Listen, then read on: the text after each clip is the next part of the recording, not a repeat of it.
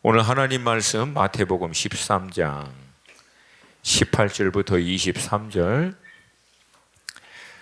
우리 하나님 말씀 18절부터 우리 한 목소리로 같이 읽습니다. 시작. 그런즉 씨 뿌리는 비유를 들으라.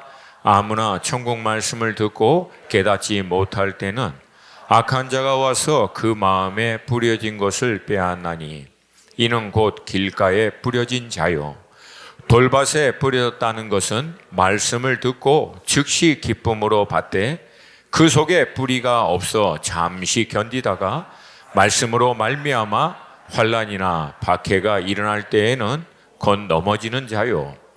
가시떨기에 뿌려졌다는 것은 말씀을 들으나 세상의 염려와 재물의 유혹에 말씀이 막혀 결실하지 못하는 자요.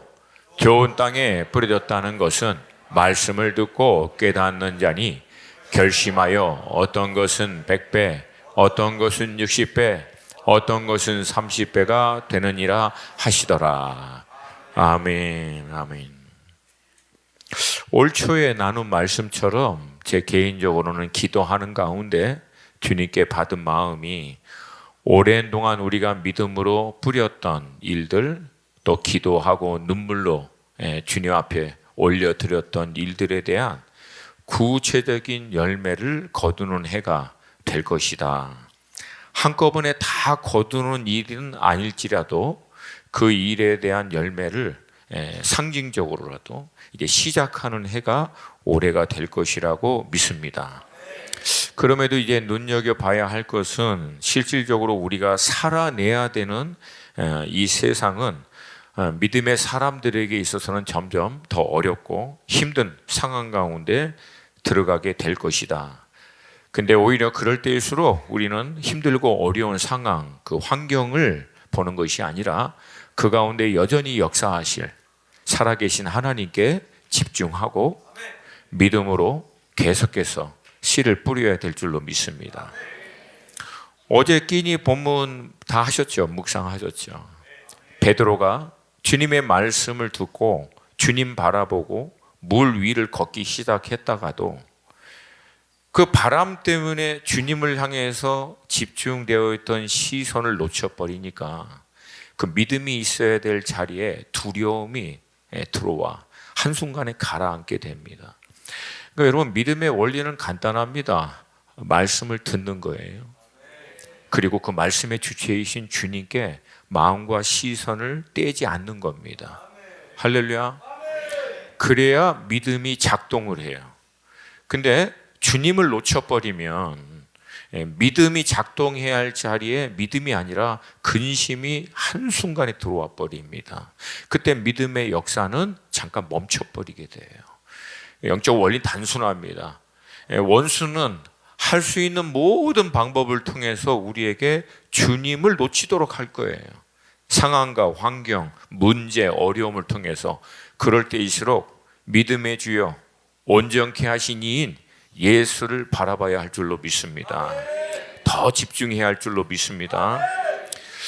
우리 그리스도인들이 이 땅에 살면서 얻을 수 있는, 추수할 수 있는 열매를 두 가지로 크게 나눌 수 있습니다. 하나는 예수 그리스도를 믿고 따라감으로 말미암아 그리스도를 점점 닮아감으로 성령의 9가지 열매를 맺는, 이게 첫 번째 이제 열매이고요. 두 번째는 그런 우리의 삶을 통해서 또 우리가 실제적으로 예수의 복음을 증거함으로 말미암아 예수를 믿고 주님께 돌아오는 열매들.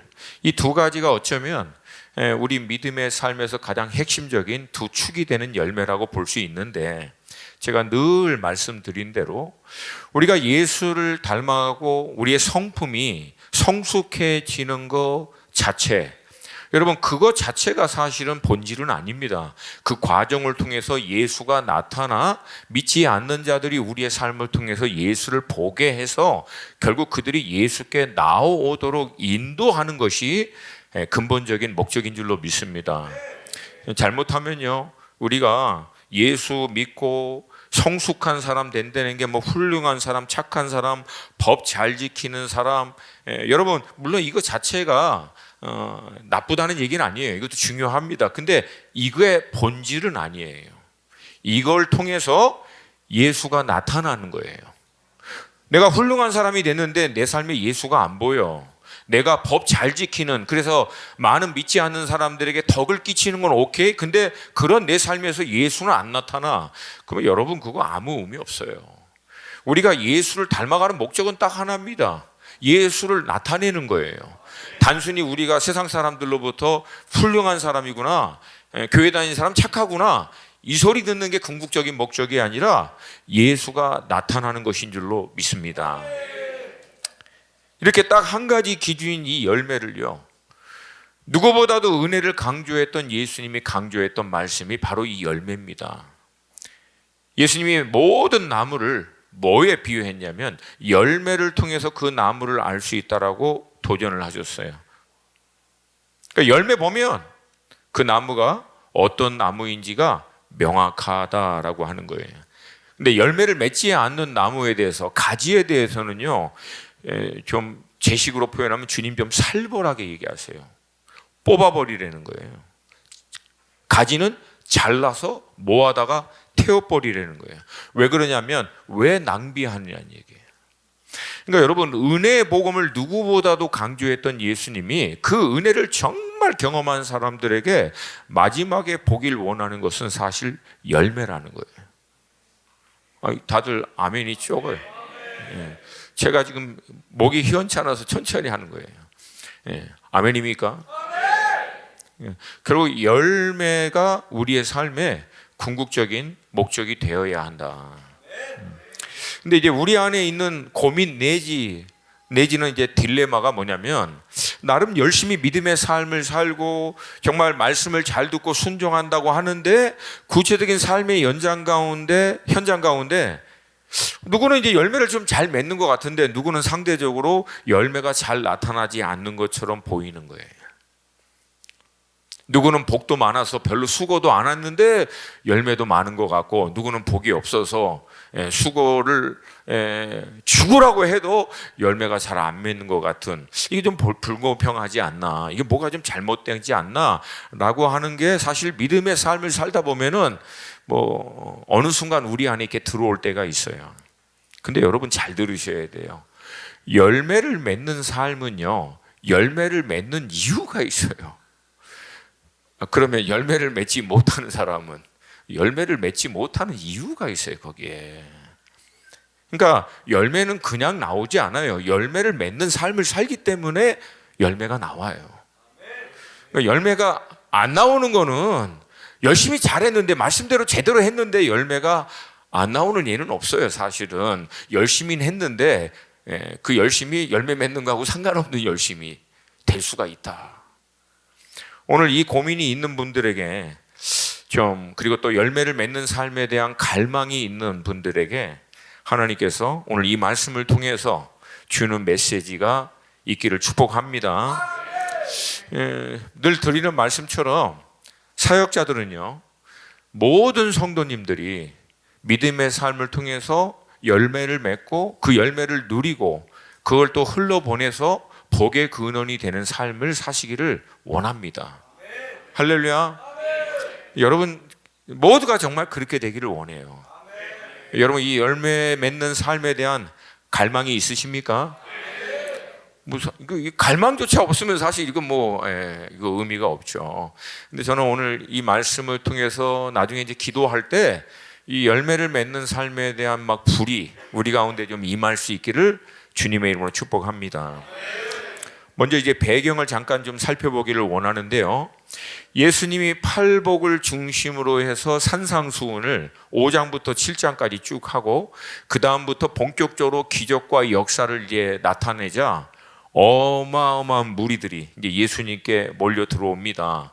여러분, 우리 같으면 이럴 때 이제 물 들어올 때 노 저어야 된다고 더 많은 이제 사람들이 좀 인도함을 받을 수 있도록 해야 되는데, 안타깝게도 우리 주님이 목회학 과정을 밟지 않으셔서 이런 걸 잘 몰라요. 그리고 오히려 그렇게 무리가 몰려오자 비유를 들어 말씀하시기 시작하면서 다음과 같이 선포합니다. 마태복음 13장 9절 함께 읽습니다. 시작. 귀 있는 자는 들으라 하시니라. 그러니까 비유라고 하는 것은 쉽게 얘기하면 굉장히 좀 어렵게 얘기하는 거예요. 어렵게 딱 얘기하고 난 다음에 귀 있는 자는 들으라. 우리말식으로 편안하게 표현하면 뭐라 그래? 알아서 들어. 알아서 들어. 그 뜻이에요. 이거 굉장히 당혹스럽죠. 제자들도 굉장히 당혹스러워했습니다. 그래서 예수님께 나와서 아니 왜 갑자기 비유를 들어서 얘기하냐고. 근데 이때 예수님이요 더 황당한 대답을 하십니다. 11절이에요. 함께 읽습니다. 시작. 대답하여 이르시되 천국의 비밀을 아는 것이 너희에게는 허락되었으나 그들에게는 아니 되었나니. 굉장히 황당한 대답이시긴 하거든요. 근데 이 대답을 살펴보기 전에 여기서 먼저 우리가 집중해서 봐야 할 것은 여기서 너희가 누구고 그들이 누군지를 알아야 되는데 이미 13장 앞에 힌트가 나와 있죠. 너희는 제자들이에요. 많은 대가를 이미 지불하고 예수 그리스도를 믿고 따라가는 자들이에요. 그러는 너희들에게는 하나님의 이 진리의 말씀이 천국의 비밀이 허락됐다. 근데 반대로 그들은 큰 무리예요. 그러니까 처음에는 관심이 있어서 우르르 예수님한테 몰려갔지만 이내 조금만 어려운 일이 있으면 우르르 썰물처럼 빠져나가는 사람들을 얘기합니다. 이 사람들에게는 가려져 있다는 거예요. 그러니까 사실 비유는 이 두 부류를 명확하게 나눕니다. 대가 지불을 통해서 진리를 알고자 쫓아가고자 갈망하는 사람과 그냥 단순히 어떻게 표현하면은 좋은 말 듣고 감동받고 은혜도 받지만 대가 지불을 통해서 진리를 향해 나아가고자 하는 갈망, 여기 단계까지는 안 들어가는 자들. 이어서 주님 설명해요. 13절 말씀입니다. 함께 읽습니다. 시작. 그러므로 내가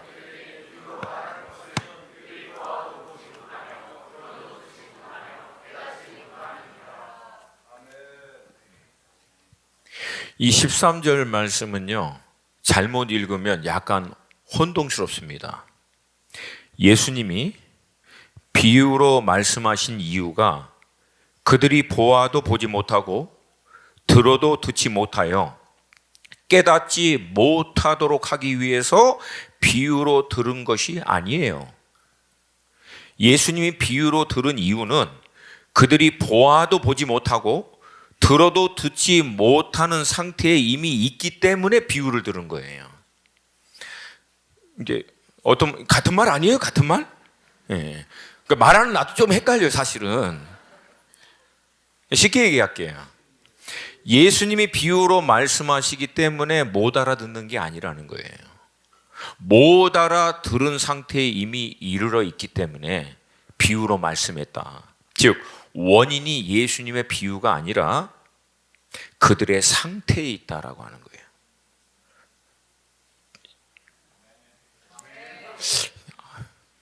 여러분이 이해했다라고 하는 확신이 내 안에 없네. 어렵죠? 네, 어려워요. 그러니까 다들 막 떠난 거야. 내가 지금 설명했는데도 어렵잖아, 지금. 자, 이어서 주님이 이제 설명한 거를 들으면 이제 이 말의 의미를 이해할 수 있는데, 자, 이들의 이 상태를 보아도 보지 못하고 들어도 듣지 못하는 상태에 이르게 된 이유를 이사야 말씀을 통해서 예수님이 인용하여 말씀하십니다. 이제 14절과 15절이에요. 같이 천천히 읽습니다. 시작. 이사야의 예언이 그들에게 이루어졌으니 일러스되 너희가 듣기는 들어도 깨닫지 못할 것이요 보기는 보아도 알지 못하리라. 이 백성의 마음이 완악하여져서 그 귀는 듣기에 둔하고 눈은 감았으니 이는 눈으로 보고 귀로 듣고 마음으로 깨달아 돌이켜 내게 고침을 받을까 두려워함이라 하였느니라. 아멘. 14절. 듣기는 들어도 깨닫지 못하고 보기는 보아도 알지 못하는 이유가 뭐냐는 얘기예요. 15절이에요. 이 백성의 마음이 완악하여져서, 다른 말로 하면 강팍해져서, 다른 말로 하면 이미 굳어져 있어서, 다른 말로 하면 진리를 정말 받아들이고자 하는 갈망, 중심이 사실은 없어서. 그런 자들이 보고 들어 깨달아 돌이켜 내게 고침을 받을까 두려워함이라. 왜 그래요? 마음으로부터 근본적인 문제가 해결되지 않은 자들이 실상 마음에 그 진리를 향한 갈망 자체도 없는 사람들이 이 진리를 듣고 깨닫는 것을 주님은 원하지 않는다는 거예요. 왜? 들어봐야, 볼 수 있게 돼봐야 아무 의미가 없다는 거예요. 왜? 진리를 향해서 결국은 안 나오기 때문에 그래요. 이것이 이스라엘의 역사를 보면 반복해서 나오는 그들의 본질적인 문제입니다. 본질적인 문제. 근본적인 변화 없이 아무리 좋은 말씀, 좋은 길, 좋은 해결책, 감동받고 마음의 위로가 되어도 사실 내적인 대가 지불을 통한 변화를 위한 몸부림, 갈망, 이거 자체가 없는 거예요. 이런 자들을 향해서 주님 뭐라고 얘기하는가? 되게 세게 얘기하세요. 마태복음 7장 6절 같이 읽습니다. 시작. 거룩한 것을 개에게 주지 말며.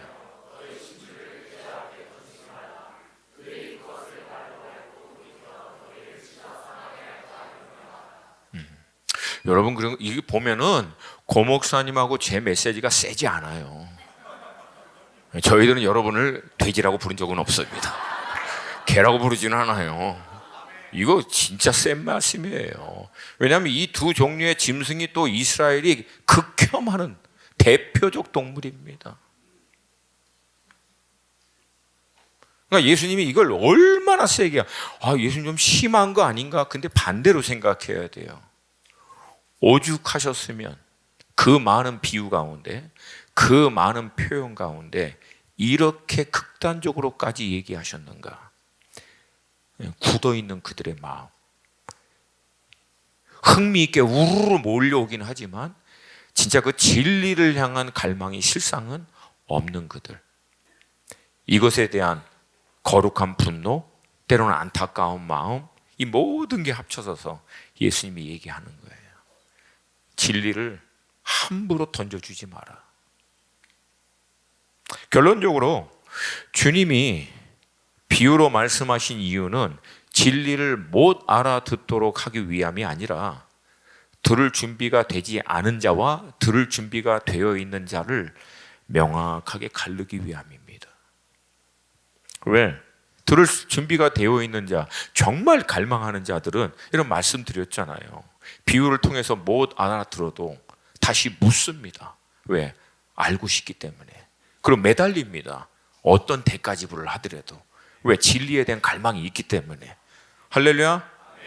근데 본질적으로 그 마음이 없는 사람은 어려움은 돌아서요. 많은 대가 지불, 귀찮은 과정, 힘든 과정을 통과해야 한다면은 그냥 돌아서요. 왜? 그 정도 대가를 지불할 만큼의 준비가 안 되어 있는 거예요. 이게 진리에 대한 건데, 존재적 의미와 구원에 대한 메시지인데도 이거를 기꺼이 대가 지불하려고 하지 않는 마음. 왜냐하면 이런 사람들이 나중에 들었다고 쳐도 여러분 문제는 뭐예요? 하나도 변한 게 없어요. 그리고 늘 그 메시지 앞에서 나도 들어봤어. 그거 나도 알아. 이건요, 오히려 이런 자들 때문에 진리가 욕을 먹게 되는 케이스가 돼버린다. 이제 말씀을 좀 본격적으로 좀 들어가길 원합니다. 우리가 잘 알듯이 오늘 본문은요, 씨 뿌리는 비유입니다.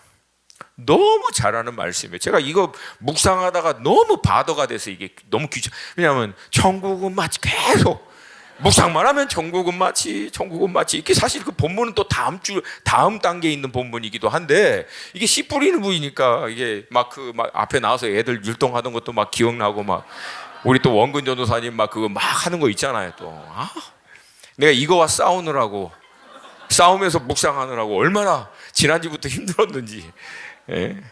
자, 이 씨는 이미 말씀드린 대로 하나님의 말씀이에요. 그리고 이 말씀을 받는 자들의 영적인 상태, 영적인 컨디션을 네 가지로 표현하고 있습니다. 첫 번째 길가, 두 번째 돌밭, 가시떨기, 그 다음에 좋은 땅. 먼저 이제 주목하여 보기를 원하는 것은요, 우리 아버지 하나님은요, 이 말씀을 가려서 뿌리지 않는다는 사실이에요. 길가는 낭비고 돌밭과 가시딸기는 어차피 제대로 열매를 못 맺을 거니까 그럼 좋은 밭에만 뿌려야겠다 하지 않으시고요, 모두에게 여전히 뿌리고 계신다. 아니 그거 낭비하는 거 아닙니까? 라고 생각할 수 있지만 여러분 잘 들으세요. 이게 아버지의 마음이에요. 이게 아버지의 마음이에요. 믿는 자들만 아니라, 좋은 밭으로 준비된 자들만이 아니라 사실 모두가 아버지의 자녀인 줄로 믿습니다. 어떻게 하든지 그들이 돌아올 수 있는 가능성이 0.001%라도 계속 뿌리는 거예요. 할렐루야.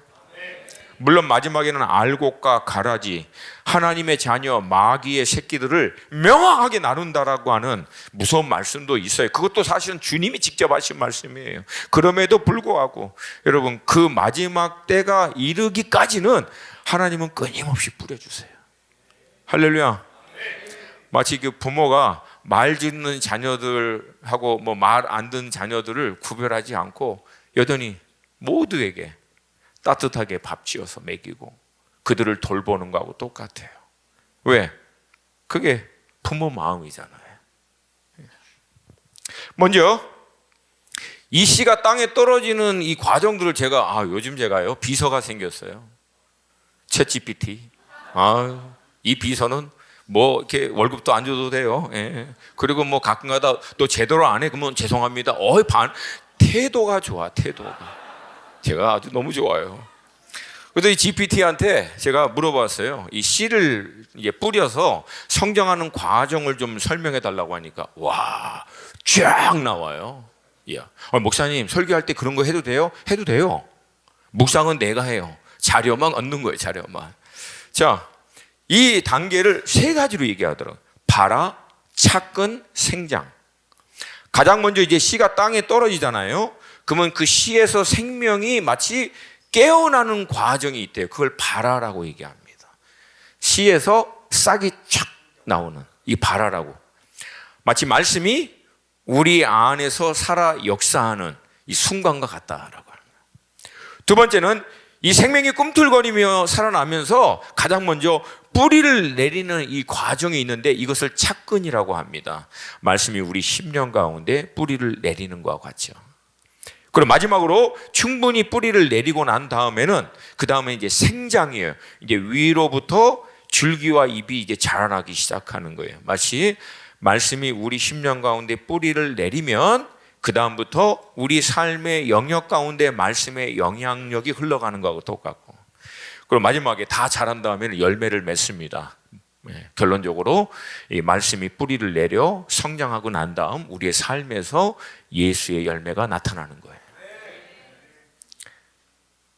이 말씀을 받은 4사람의 이제 영적인 상태를 이제 한 가지씩 이제 살펴보기를 원하는데, 첫 번째가 이제 길가예요. 19절 말씀 한 번만 더 읽습니다. 19절 말씀 시작.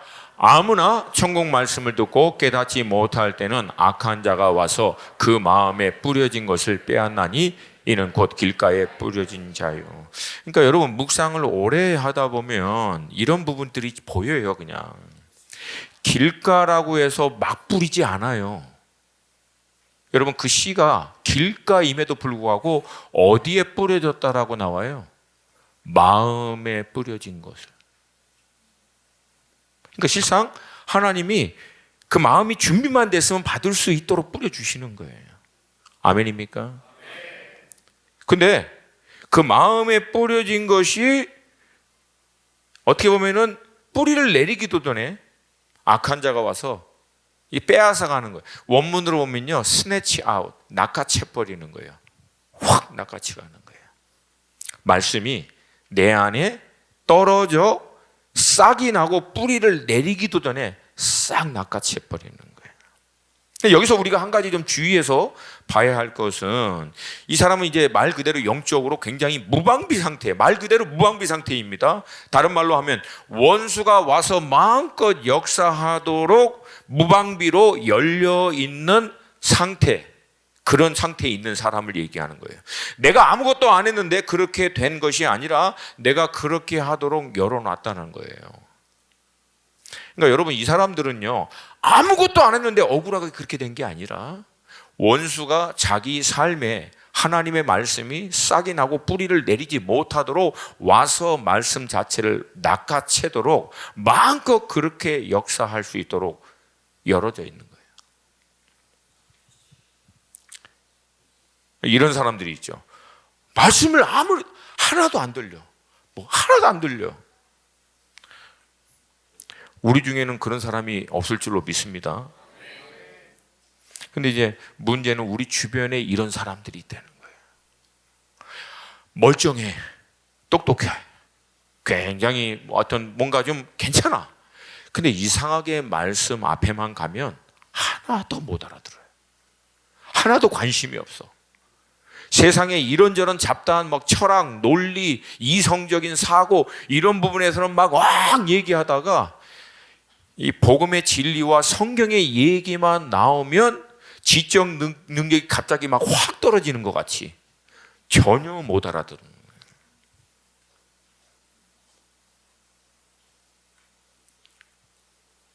여러분, 이런 사람들은요, 아무리 말씀을 잘 설득력 있게 논리 있게 설명해 준다고 해서 들을 수 있느냐? 아니에요. 이게 길가의 상태예요. 그러니까 길가의 상태는요, 우리가 할 수 있는 유일한 방법은 그 원수가 마음껏 와서 낚아채도록 하는 근본적인 문제를 끊어버려야 돼요. 원수의 들어오는 통로를 우리의 기도를 통해서 차단시켜야 돼요. 할렐루야. 그래서 여러분이 만약에 정말 이런 길가와 같은 사람이 여러분 주변에 가까이 있다면은 여러분이 해야 될 것은 딱 하나입니다. 이 중보기도예요. 중보기도를 통해서 그 원수가 더 이상 이 인생 가운데 마음껏 들락달락거리지 못하도록. 얼마 전에 수요일이구나. 우리 교회가 아니었군요. 아가파워에서 들어가며 나가며 꼴을 놓고 풍성케 하는 게 있는데, 그거는 양의 문인 예수 그리스도를 들어가고 나가면 꼴을 놓고 풍성해지는데, 이 사람은요, 원수가 이 사람의 인생 가운데 들락달락거리는 거예요. 목적은 도적질하고 멸망시키려고. 그러니까 이 원수가 들락달락거리는 것을 차단시켜야 돼요. 그 원수보다 더 강력한 이름, 나사렛 예수 그리스도의 이름으로 끊어버려야 돼요. 할렐루야. 할렐루야. 그리고 이 사람들이 그렇게 열어놓은 공간들이 여러분이 영적으로 조금만 살펴보면은 보여요. 그것을 여러분들이 끊어버려야 돼요. 그리고 기회가 되면 그런 것들에 대해서 도전을 하셔야 됩니다. 아멘입니까? 그전에는 복음을요, 예수님이 와서 설명해 주셔도 안 믿어요. 이미 2000년 전에도 안 믿었잖아요, 이 사람들. 그건 안 돼요. 영적으로 먼저 이 자유스럽게 들락거리는 강한 자를 결박시켜 버려야 돼. 할렐루야. 그래야 그 세간, 이 영혼을 우리가 빼앗아 돌이킬 수 있는 줄로 믿습니다. 근데 여러분, 이걸 할 때 우리 문제는 뭐예요? 어느 분이 저한테 그러더라고요. 정말 깊은 한숨과 함께 그러니까 울먹울먹 거리면서 그러는 거예요. 아무리 기도해도 안 되는 거예요. 이 사람은 그냥 마귀 새끼가 되려고 작정하고 태어난 것 같다고. 자기가 볼 때. 아니, 물론 사랑하지 않아서가 아니라 너무 속상하고 힘들어서.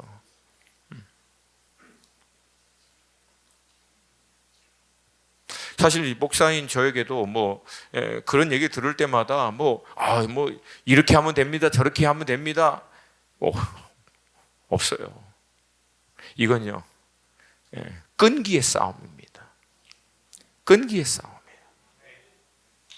결국은 이건 어떤 영성이 필요하냐면은 마귀를 지겹게 하는 영성이 필요해요. 이게 제가 놀라운 비밀을 가르쳤는데 반응이 별로 없네요.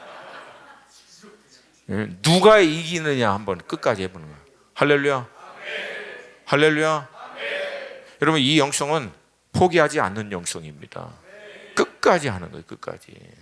제가 지금도 기도하는 사람이 있어요. 지금도 끝까지 기도하는 거예요. 마지막까지. 할렐루야.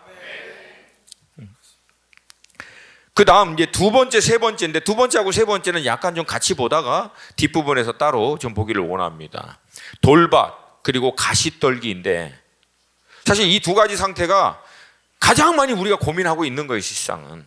우리 믿음의 삶을 살고 있는 우리들에게 가장 큰 이슈가 되는 것은 바로 이 돌밭과 가시떨기인데, 여러분, 이 돌밭의 문제는 이제 뿌리를 내리지 못하게 하고 가시떨기는 위로 자라지 못하도록 막는다라고 하는 건데, 흥미롭게도 자세히 보면은요, 이 돌밭은 내면의 문제예요. 보이지 않는, 겉에는. 안에 깊이 박혀 있는 문제. 그리고 가시떨기는 외적인 삶에서 나타나고 있는 패턴입니다. 패턴. 자라지 못하도록 외적으로 형성화되어 있는 삶의 패턴들이 있어요. 이것이 막는 거예요. 자, 그래서 한 가지씩 좀 볼게요. 돌밭은 이제 내면에 깊이 이제 박혀 있는 거죠. 근데 사실 이게 둘 다 어려운 문제고요. 근데 이 둘이 이거 해결되고 그 다음에 이결하고 이게 아니에요. 사실은 둘이 연결되어 있어요. 그럼에도 이제 순서상 돌밭을 좀 먼저 보도록 하겠습니다. 이제 돌밭의 문제 다시 얘기합니다. 말씀이 내 안에 임할 때 기쁨으로 받아요. 즐겁게 받습니다. 근데 문제는 뿌리질 내리지 못하도록 막고 있는 내 내면 안에 돌처럼 딱딱하게 굳어 있는 것들이 있다는 문제예요. 이게 내면의 상처든 상처가 나중에는 골마서 딱지가 되듯이 딱딱하게 됐던 아픔이든 아니면 어떤 내면 안에 내가 오랜 동안 삶을 통해서 경험을 통하여 축적되어 온 내 안에 있는 어떤 이론, 가치관, 삶의 경륜을 통해서 잡혀있는, 쉽게 얘기해서 신념이에요. 내가 믿고 있는, 내가 확신하고 있는 말씀보다도 더 내가 붙들고 있는 가치, 삶의 방식들, 우선순위들, 이런 신념입니다. 이게 이제 다양한 크기로 나타나요. 근데 근본적인 것은 주님보다도, 주님의 말씀보다도 이 신념에 대한 신뢰가 내 안에 더 있다는 거예요. 자, 그러면 이제 이 돌들을, 내면에 있는 이 돌들을 어떻게 좀 제거를 해 것인가? 제가 이제 어렸을 때 시골에 한번 가봤어요. 가서 이제 그 밭농사 하는 거를 직접 봤거든요. 근데 씨를 뿌리기 전에 가장 먼저 그 밭농사 하시는 분들이 뭘 하냐면 그 곡괭이질을 해요. 곡괭이를 쓸 때도 있고 호미 같은 거 이런 걸 쓸 때도 있고, 그러니까 기경을 하는 거예요. 먼저 기경을 이렇게 합니다. 땅을 부드럽게 만드는 거죠. 그리고 난 다음에 이렇게 곡괭이질을 하거나 이렇게 호미질을 이렇게 해버리면은요, 그 안에 있었던 돌들이 이제 그때 막 나옵니다. 그러면 여러분 아시죠? 그 갈고리 같은 거. 그걸 이렇게 쑥쑥 하면요, 조그만 돌들은 다 걸려서 쑥쑥쑥 나옵니다. 굉장히 잘 나와요. 근데 이제 문제는 이게 갈고리를 이렇게 해도 안 나오도록 사이즈가 좀 크고 박혀 있는 돌들이 있어요. 이제 그때는 제가 보니까 저희 삼촌이 그러더라고요. 삽자로 들고 가고요, 삽으로 주변을 흙을 파면서 결국 그 큰 돌을 힘들지만 결국은 드러내더라고요. 드러내고 다른 흙으로 메꾸고 다시 또 이렇게 하고. 근데요, 정말 힘든 거는요, 그렇게 해도 안 되는 돌이 있는 거예요. 이건 뭐 삽자루 자체로 뭐 이렇게 해도 이게 해결이 안 되는, 그렇다고 해서 그걸 내버려 둘 수도 없는 그런 상황. 아유, 제가 근데 그때 뭘 봤냐면 삼촌이 갑자기요, 창고에서 오한마 갖고 오라더라고. 오한마. 이 전문 용어로 모르는 오한마? 예, 해머. 큰 쇠 덩어리인데 긴 막대기에다가 해가지고 망치인데 한 10배에서 20배 큰 거, 여러분 대충 그렇게 생각하면 돼요. 그걸로요, 바위를 치기 시작하더라고요. 그래서 쪼개버리더라고요. 팍 쳐서. 제가요, 이거 떠오르고 말씀을 준비하는데 성령께서 성경 구절을 떠오르게 하시더라고요. 예레미야 23장 29절 읽습니다. 시작. 여호와의 말씀이라 내 말이 불같지 아니하냐? 바위를 쳐서 부스러뜨리는. 이 구절은 제가 쓴 게 아니에요. 원래 있는 구절이에요. 여호와 하나님의 말씀이 불방망이가 돼가지고 어떤 큰 견고한 신념이라도 가치라도 내 안에 깊이 박혀 있더라도요, 오한마로 쳐서, 말씀의 방망이로 쳐서 깨트리면 돼요. 그러니까 우리 안에 형성된 어떤 가치, 신념, 삶의 어떤 우선순위, 이것들은요, 갈고리로 대충 이렇게 탁탁 치면은요, 말씀의 은혜와 그 말씀을 통해서 이렇게 톡톡톡 제거되는 게 있어요. 마치 쉽게. 근데 어떤 거는요, 이제 삽자루를 동원해서 씨름을 해야만 겨우 긁어내는 것이 있고, 어떤 거는요, 그런 식으로 긁어서 뽑아내는 것은 불가능한. 이건 어떻게 해요? 말씀의 불방망이로 쳐야 돼요. 근데 여러분, 제가 그 과정을 봤거든요. 처음에 친다고 바위가 반으로 쫙 쪼개졌을까요? 아니에요. 요만한 모퉁이에 그 돌 팁 하나 딱 튀고 나가고 말아요. 그리고 그런 과정이 수도 없이 지납니다. 근데 나중에 삼촌이 지쳤어요. 그랬더니 삼촌 친구가 그 때문에 어한마 받더라고요. 그랬더니 치요. 그랬더니 또 옆에 있는 사람이 받아 쳐. 그리고 다시 삼촌이 받아. 이거를 몇 번 반복하니까요, 이 바위가 절대 안 움직일 것 같은 게 어느 순간에 쩍쩍 갈라지기 시작하더라고요. 그리고 결국은 다 드러내더라고요. 할렐루야. 할렐루야. 우리 안에 형성된 어떤 강력한 돌 같은 신념이라도 말씀의 불방망이 앞에서는 버티지 못합니다. 결국은 다 박살납니다. 믿으십니까? 믿으십니까? 근데 우리가 이게 너무 힘들어요. 사실은 이 과정들이 시간도 오래 걸리고, 그래서 때로는 그냥 포기하고 싶을 때가 있어. 난 원래 이런가 봐. 원래 안 그래. 원래 거기 돌 있으면 안 돼요. 원래 안 그래요. 근데 이게 너무 힘들거든요. 이 과정이 너무 지치고 오래 걸리고. 그러니까 그냥 모르겠어요, 목사님. 모르겠어요. 근데 여러분, 제가 봤거든요. 멀쩡해서 절대 안 깨질 것 같은데 어느 시간이 되니까 그때부터 금이 나가기 시작하더라고요. 할렐루야. 그래서 이 불방망이가, 저는요, 이렇게 보면은 큰 집회 갔을 때 불방망이 맞아. 그럼 처음에는 안 갈라져 보여. 또 맞아. 안 갈라져 보여. 그리고 또 맞아. 안 갈라져 보여. 근데 여러분, 계속 맞는 거에는 장사가 없어요. 어느 순간엔 갈라진다는 거예요.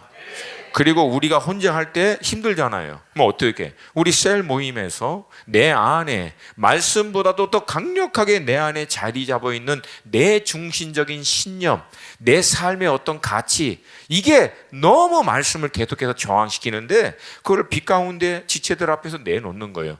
함께 여러분, 강력한 기도로, 말씀으로 불방망이 치듯이 저를 위해 기도해 달라고. 할렐루야. 할렐루야. 여러분, 이 과정들을 통과하게 되면 어느 순간은 깨집니다. 반드시 깨집니다. 할렐루야. 우리 믿음으로 선포합니다. 아무리 큰 돌이라도 반복하면 반드시 깨집니다. 믿으십니까? 믿으십니까? 저는요, 사실 선교 동원가잖아요. 선교하는 사람이잖아요. 근데 말씀을 너무 좋아해요. 그리고 말씀의 능력을 믿어요.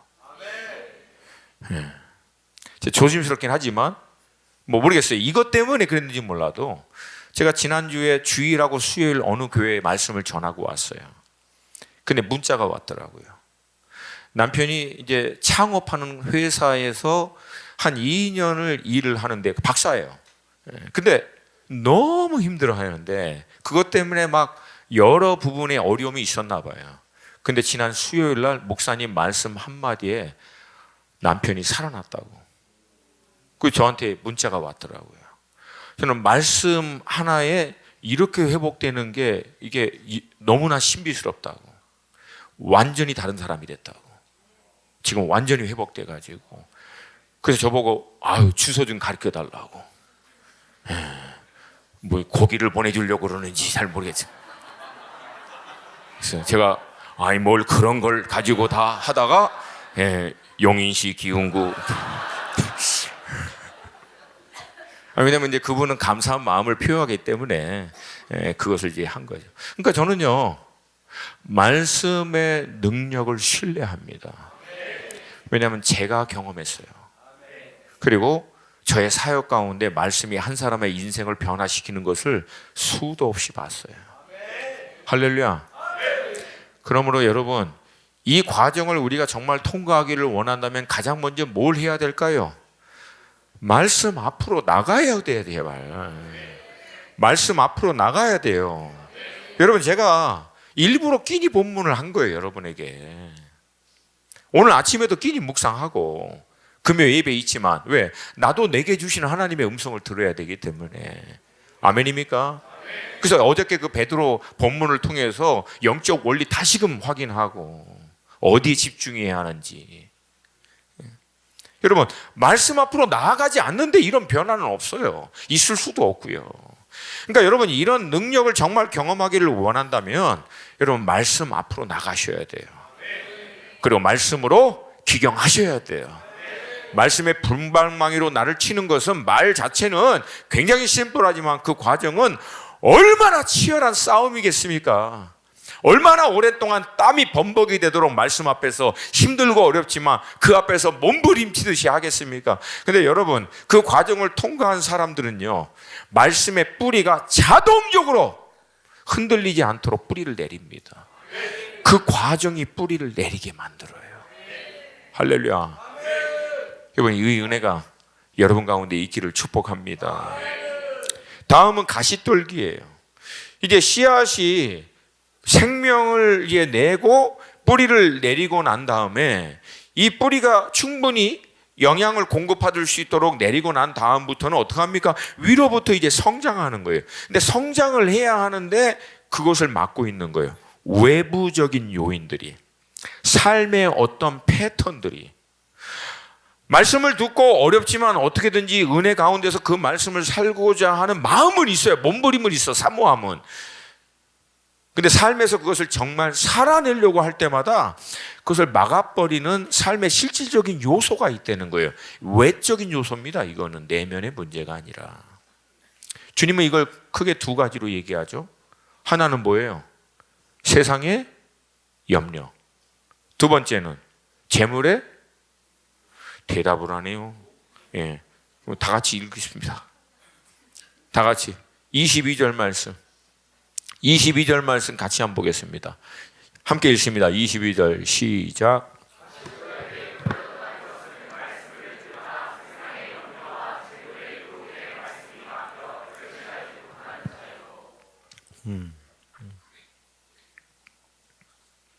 그러니까 세상의 염려는 우리가 이 세상을 살아가면서 걱정하고 근심하는 것들, 뭡니까? 대부분 먹고 사는 문제 아니에요. 말씀대로 살고 싶지만 만약에 말씀대로 살게 되면 먹고 사는 문제, 미래에 대한 문제, 직장, 자녀에 대한, 배우자에 대한, 건강에 대한 원래 세상 원리대로 살아왔던 방식이 있는데 그 세상의 방식이 아니라 말씀의 원리와 방식을 쫓아 살려고 했는데 그렇게 살아도 과연 이런 문제들이 해결될까? 라고 하는 것에 대한 걱정과 근심이에요. 근데 사실은 여러분, 이렇게 살아도 될까라고 하는 걱정과 근심 이전에 원래 이렇게 살았어도 걱정과 근심은 늘 있었다 없었다? 그래서 예수님이 베드로를 통해서 뭐라고 얘기합니까? 베드로전서 5장 7절과 8절 함께 읽습니다. 시작. 너희 염려를 다 주께 맡기라. 이는 그가 너희를 돌보심이라. 근신하라 깨어라. 너희 대적 마귀가 우는 사자같이 두루 다니며 삼킬차를 찾나니. 여기서 대적이요, 원어적인 의미에서는 회방자입니다. 뭘 해방하는 거예요? 우리의 모든 염려, 근심을 주님께 딱 맡기고 말씀에 따라 사는 것을 회방하는 자예요. 어떻게 회방해요? 말씀에 따라 살게 되면은 혹시라도 이렇게 되지 않을까라고 하는 의심, 염려, 근심, 이걸로 묶어서 우리를 말씀으로부터 멀어지게 하는 거예요. 근데 오늘 본문 말씀은 뭐라고 얘기합니까? 이 모든 염려와 근심을 맡기라. 원래 뜻은요, cast out이에요. 던져버리라는 거예요. 맡기다가 다시 뺄 수 있으니까 차라리 어떻게 하는 거예요? 던져버리면. 향유효과 붓다가 다시 남을 것이 있으니까 차라리 깨트려 버리는 것과 같이. 그러니까 성경의 이런 표현은요, 주님이 우리를 얼마나 잘 아시는지가 잘 나와 있어요. 던져버리라는 거예요. 아멘입니까? 아멘입니까? 그러니까 염려와 걱정에서 해방될 수 있는 방법. 여러분, 염려와 걱정으로부터 해방될 수 있는 방법은요, 더 이상 염려하지 않아도, 더 이상 걱정하지 않아도 되는 상황을 만드는 게 아니에요. 여러분, 그런 상황은 만들 수도 없어요. 여러분, 우리가 더 이상 아무것도 염려하지 않고 아무 염려도 하지 않아도 될 만한 상황을 스스로 만들 수 있습니까? 이건 불가능합니다. 이건 불가능해요. 착각하고 있는 거지. 이건 그럴 수가 없어요. 그 염려와 걱정에서부터 자유할 수 있는 유일한 길은 믿음입니다. 우리 믿는 사람들에게는 주님이 나를 돌볼 것이다 라고 하는 믿음이에요. 그래서 이 믿음이 우리를 염려로부터 자유케 하는 거예요. 이 믿음으로 주님께 염려와 걱정을 맡기는 거예요.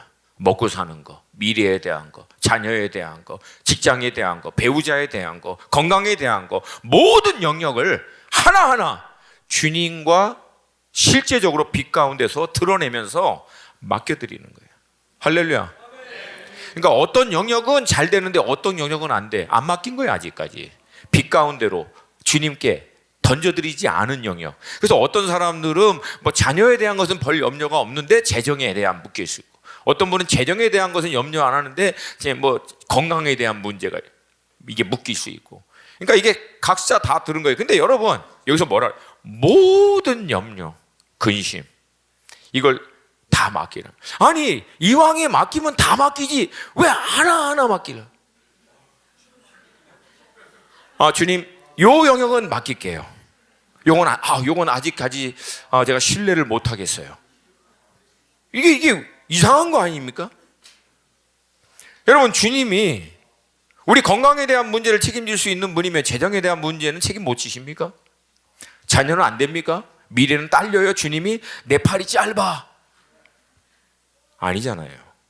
사실은 이건요, 다 맡기든지 다 못 맡기든지예요. 실상은. 동의하시면 크게 아멘. 근데 질문은, 그렇게 던져서 맡길 수 있을 만한 믿음을 어떻게 우리 안에 세울 수 있을 것인가? 로마서 10장 17절 같이 읽습니다. 큰 소리로 시작. 그러므로 믿음은 들음에서 나며 들으면 그리스도의 말씀으로. 말씀을, 또 주님을 지속해서 나아가면서 그 말씀을 통해서 주님을 믿음으로 염려와 근심을 주님께 맡기는 거예요. 아멘입니까? 그리고 그 믿음으로, 그 말씀으로 외부로부터 오는 모든 염려, 근심을 말씀으로 쳐내버리는 거예요. 말씀으로 쳐내는 거예요. 그리고 오히려 말씀으로 선포하는 거예요. 주님이 역사하셔. 전능의 주가 책임지셔. 할렐루야. 후이 주고 꾸짖지 아니하시는 하나님께서 역사하실 거야. 아멘입니까? 그러니까 이런 믿음이요, 가만히 있는데 우리 안에 일어나진 않아요. 이 믿음은 말씀에서 나와요. 아멘입니까? 아멘입니까? 그러니까 말씀을 통해서 어쩌면은 작동이 안 되던 믿음이 막 작동하기 시작하는 거예요. 그러면서 그 믿음으로 내 안에 있는 모든 근심과 염려를 맡기는데, 이게 여러분 현재 진행형입니다. 한번 맡기고 땡이 아니에요. 매 순간마다, 날마다 근심이라고 하는 게, 걱정이라고 하는 것이 도적과 같이 나를 치고 들어오려고 할 때마다 믿음을 통해서 주님께 맡기는 거예요. 다시. 할렐루야. 그런 말씀으로 쳐내버리는 거예요. 마찬가지로 재물의 유혹도 하나님의 말씀으로 가지치듯이 잘라내는 거예요.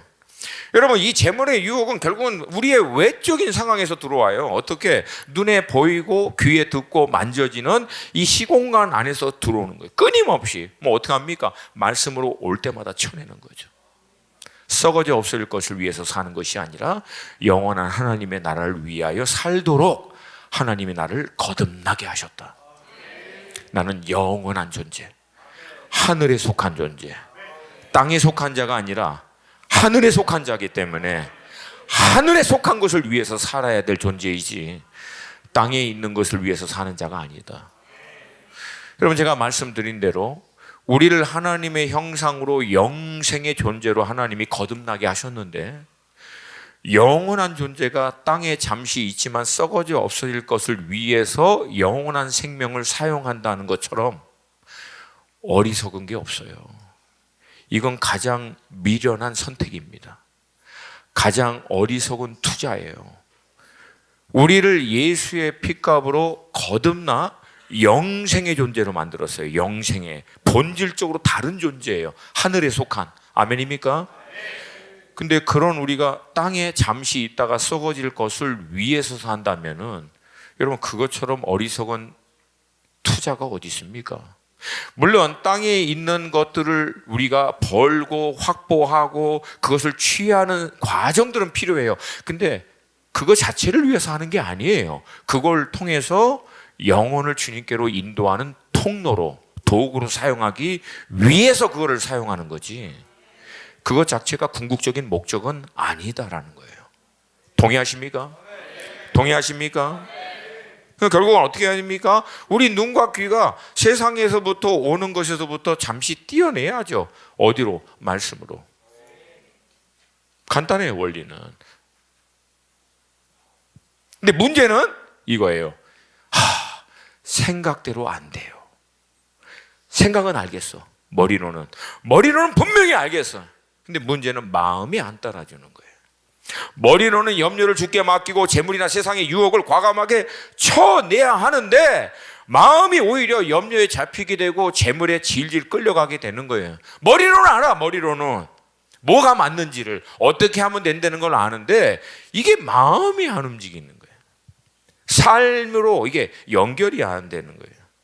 그렇게 마음으로 먹었다가도 이 염려와 유혹이 한번 내 삶 가운데 작동하기 시작하면, 이 유혹이 한번 나를 딱 건들기만 하면 그냥 마치 그 코에 아감이 끼듯이 질질 끌려가 버리는, 너무 쉽게 휘둘리는 거예요. 그래서 여러분, 이런 가시떨기는요, 때로는 강력한 성령의 불로 태워버려야 돼요.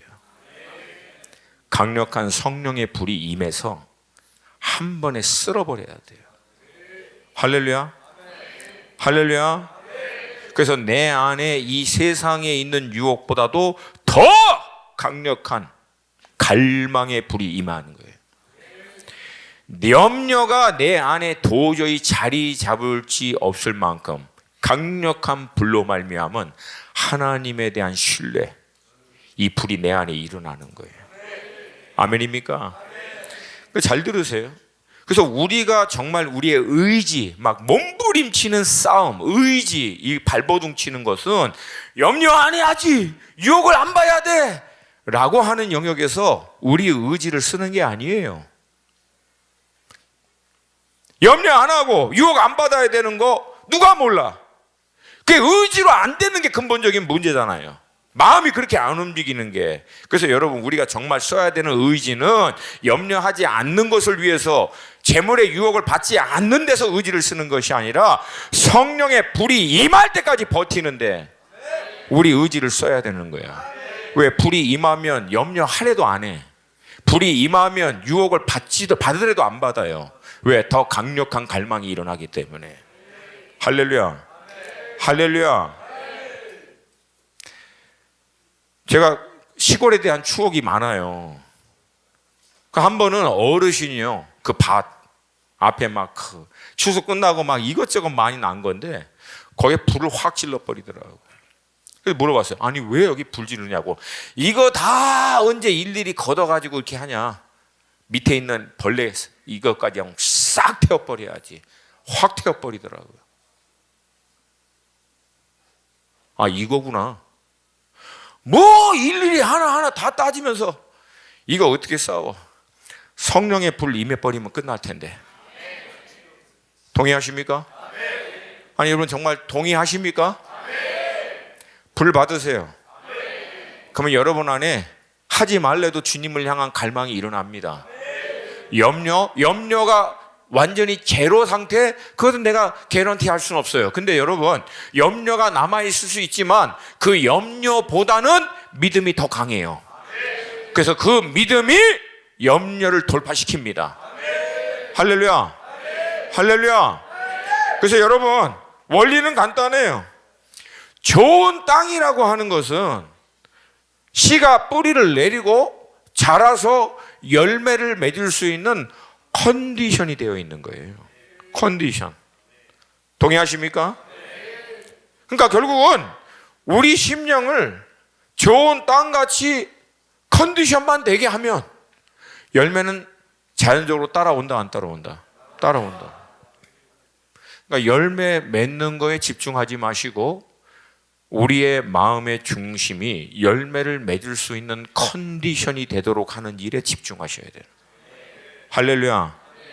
사랑하는 여러분, 아무것도 안 하고 손도 안 댔는데 그냥 뿌렸더니 뿌리를 잘 내리고 싹이 나고 자라서 열매를 맺는 그런 땅은 없어요. 여러분, 그런 땅이 어디 있습니까?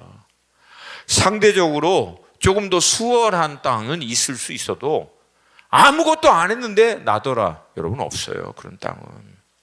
좋은 땅의 이유는 오랜 동안 농부가 수고하고 땀 흘리고 노력한 결과로 좋은 땅이라는 것이 나오지, 그냥 나오지 않는다는 거예요.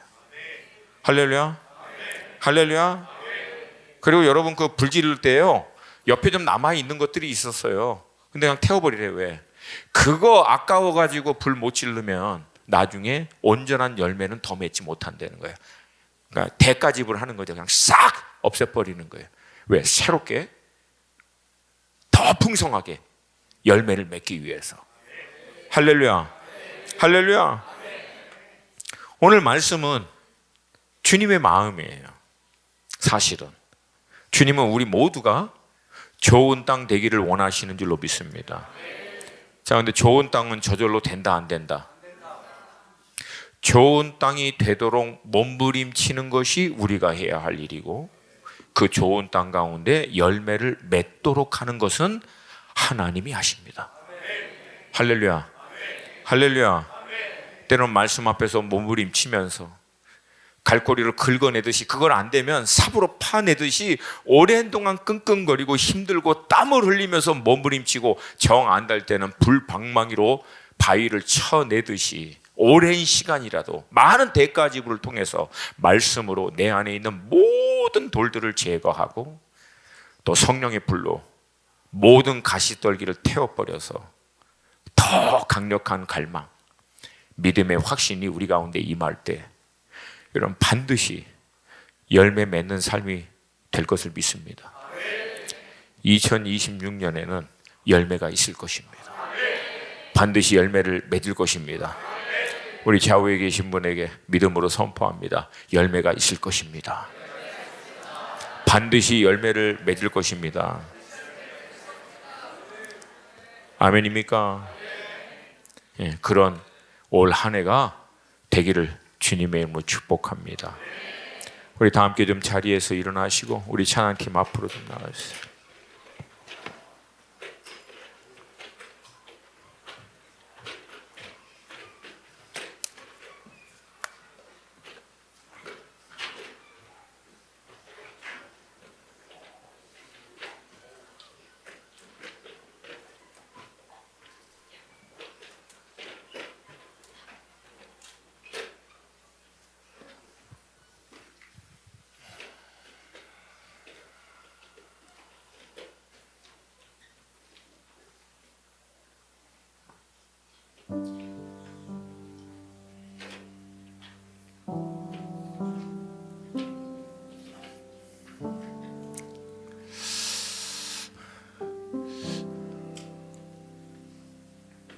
여러분, 사실 오늘 말씀의 내용은 많은 설명이 있었어요. 근데 시작은 간단합니다. 갈망이에요. 열매 맺는 삶에 대한 갈망이 있으십니까?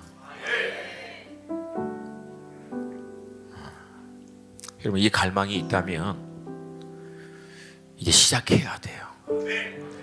열매 맺을 수 있는 삶으로 들어가셔야 돼요. 아멘. 늘 드리는 결론이 늘 똑같아서 제가 여러분에게 때로는 좀 약간 좀 이거 신선하지 않아, 내가 들어도 이건 너무 그래. 근데 어쩔 수 없어. 말씀 앞으로 다시 가야 돼요. 불이 임할 때까지 기도하는 자리 있으셔야 돼요.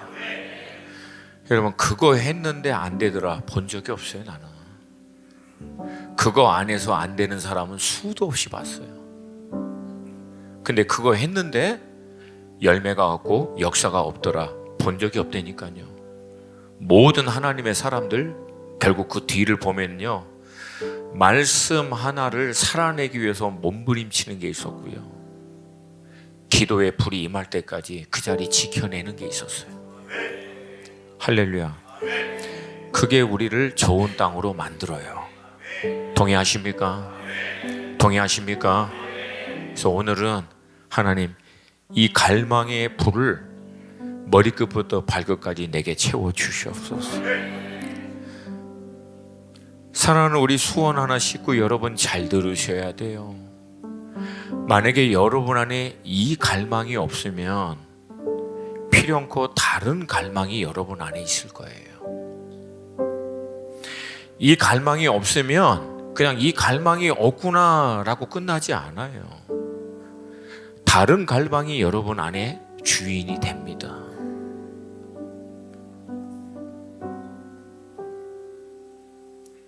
그리고 그 갈망은 여러분의 인생을 이끌고 가요.